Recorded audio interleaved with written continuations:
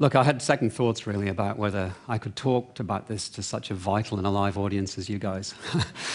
But then I remembered the quote from Gloria Steinem, which goes, "The truth will set you free, but first it will piss you off." So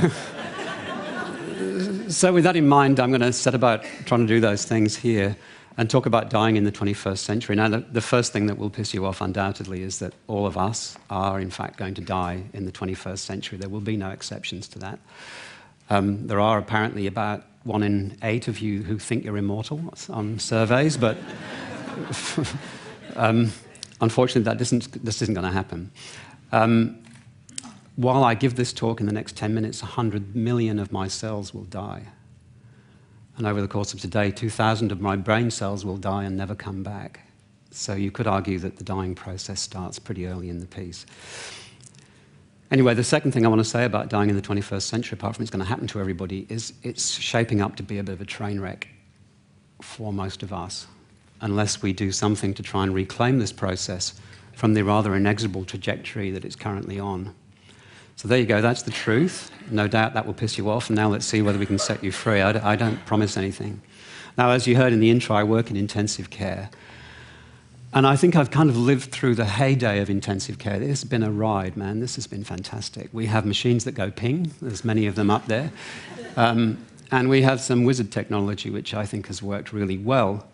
And over the course of the time I've worked in intensive care, the death rate for males in Australia has halved. And intensive care has had something to do with that. Certainly a lot of the technologies that we use have got something to do with that.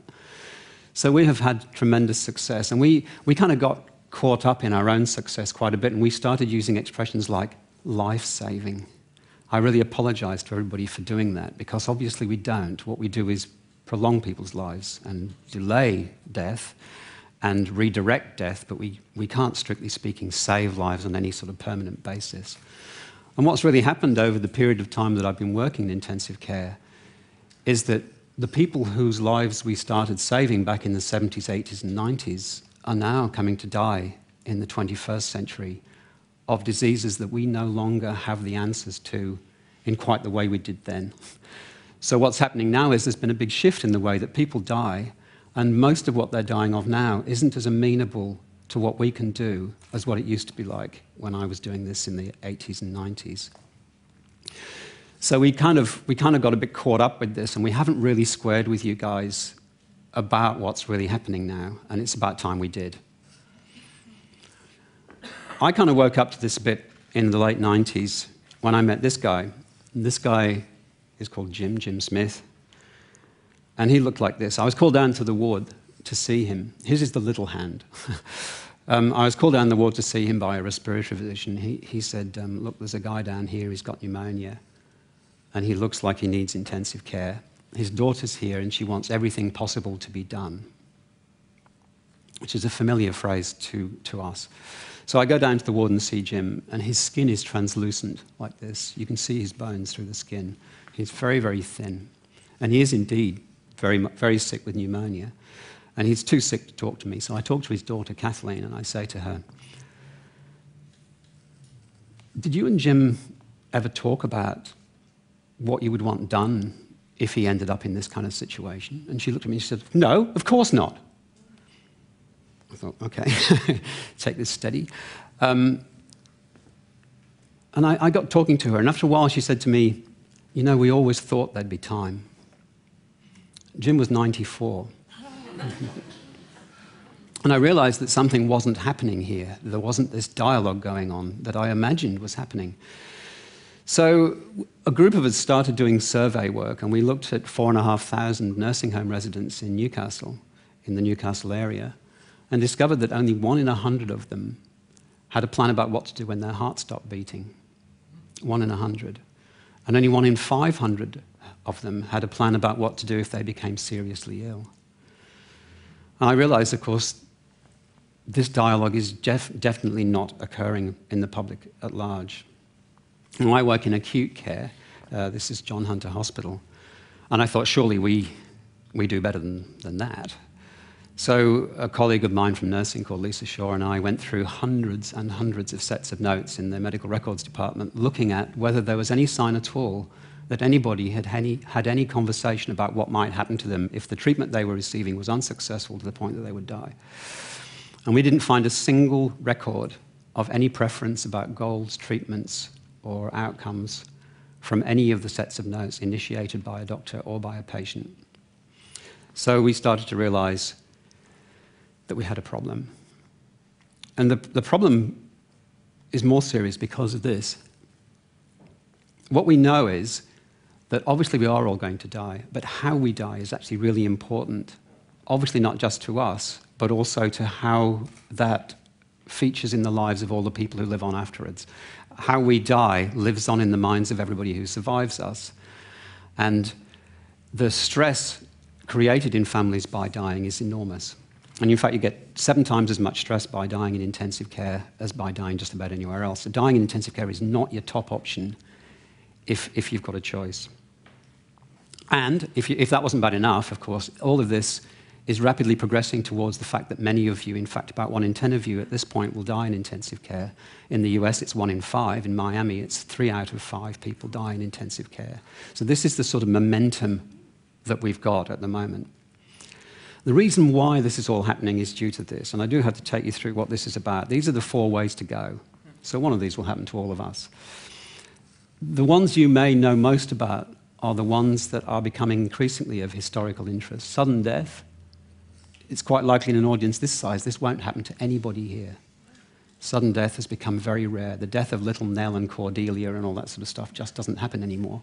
The dying process of those with terminal illness that we've just seen occurs to younger people. By the time you've reached 80, this is unlikely to happen to you. Only 1 in 10 people who are over 80 will die of cancer. The big growth industry are these. What you die of is increasing organ failure, with your respiratory, cardiac, renal, whatever organs packing up. Each of these would be an admission to an acute care hospital, at the end of which, or at some point during which, somebody says enough is enough, and we stop. And this one's the biggest growth industry of all, and at least 6 out of 10 of the people in this room will die this form, which is the dwindling of capacity with increasing frailty.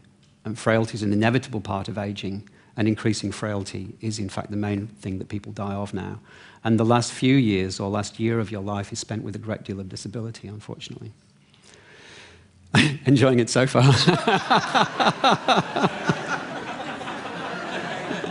Sorry, I just feel such a Cassandra here. What can I say that's positive? What's positive is that this is happening at very great age now. We are all, most of us, living to reach this point. You know, historically, we didn't do that. This is what happens to you when you live to be a great age. And unfortunately, increasing longevity does mean more old age, not more youth. I'm sorry to say that. What we did anyway, look, what we did, we didn't just take this lying down at John Hunter Hospital and elsewhere. We've started a whole series of projects to try and look about whether we could, in fact, involve people much more in the way that things happen to them. But we realize, of course, that we are dealing with cultural issues. And this is, I love this Klimt painting, because the more you look at it, the more you kind of get the whole issue that's going on here, which is clearly the separation of death from the living and the fear. Like, if you actually look, there's one woman there who has her eyes open. She's the one he's looking at, and he's the one he's coming for. Can you see that? She looks terrified. It's an amazing picture. Anyway, we had a major cultural issue. Clearly, people didn't want us to talk about death. Oh, we thought that. So with loads of funding from the federal government and the local health service, we introduced a thing at John Hunter called Respecting Patient Choices. We trained hundreds of people to go to the wards and talk to people about the fact that they would die and what would they prefer under those circumstances. They loved it. The families and the patients, they loved it. 98% of people really thought this just should be normal practice and that this is how things should work. And when they expressed wishes, all of those wishes came true, as it were. We were able to make that happen for them. But then when the funding ran out, we went back to look 6 months later, and everybody had stopped again. And nobody was having these conversations anymore. So that was really kind of heartbreaking for us, because we thought this was going to really take off. The cultural issue had reasserted itself. So here's the pitch. I think it's important that we don't just get on this freeway to ICU without thinking hard about whether or not that's where we all want to end up, particularly as we become older and increasingly frail, and ICU has less and less and less to offer us. There has to be a little side road off there for people who don't want to go on that track. And I have one small idea and one big idea about what could happen. And this is a small idea. The small idea is, let's all of us engage more with this in the way that Jason has illustrated. Why can't we have these kinds of conversations with our own elders and people who might be approaching this? There are a couple of things you can do. One of them is you can just ask this simple question. This question never fails. In the event that you became too sick to speak for yourself, who would you like to speak for you? That's a really important question to ask people, because giving people the control over who that is produces an amazing outcome. The second thing you can say is, have you spoken to that person about the things that are important to you, so that we can got a better idea of what it is we can do? So that's a little idea. The big idea, I think, is more political. I think we have to get onto this. I suggested we should have occupied death. My wife said, yeah, right, sit-ins in the mortuary. Yeah, sure. So that one didn't really run, but I was very struck by this. Now, I'm an aging hippie. I don't know, I don't think I look like that anymore, but I had two of my kids were born at home in the 80s, when home birth was a big thing. And we baby boomers are used to taking charge of the situation. So if you just replace all these words of birth, I like peace, love, natural death as an option. I do think we have to get political and start to reclaim this process from the medicalized model in which it's going. Now listen, that sounds like a pitch for euthanasia. I want to make it absolutely crystal clear to you all. I hate euthanasia. I think it's a sideshow. I don't think euthanasia matters. I actually think that in places like Oregon, where you can have physician-assisted suicide, you take a poisonous dose of stuff. Only 0.5% of people ever do that. I'm more interested in what happens to the 99.5% of people who don't want to do that. I think most people don't want to be dead, but I do think most people want to have some control over how their dying process proceeds. So I'm an opponent of euthanasia, but I do think we have to give people back some control. It deprives euthanasia of its oxygen supply. I think we should be looking at stopping the want for euthanasia, not for making it illegal or legal or worrying about it at all. This is a quote from Dame Cicely Saunders, whom I met when I was a medical student. She founded the hospice movement. And she says, "You matter because you are, and you matter to the last moment of your life." And I firmly believe that that's the message that we have to carry forward. Thank you.